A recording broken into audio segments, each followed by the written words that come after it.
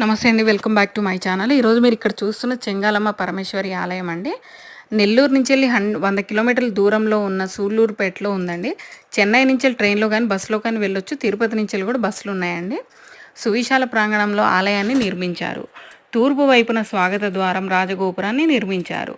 ఇక్కడ ఉప ఆలయాలు కూడా ఉన్నాయండి. గణపతి దేవుడు, లింగరూప కైలాసనాథుడు, నాగదేవతలు ఉన్నారు. ఈ ఆలయంలో ఆశ్చర్యపరిచిన విషయం ఏంటి అంటే, ఈ ఆలయానికి ఎటువంటి తలుపులు ఉండవండి.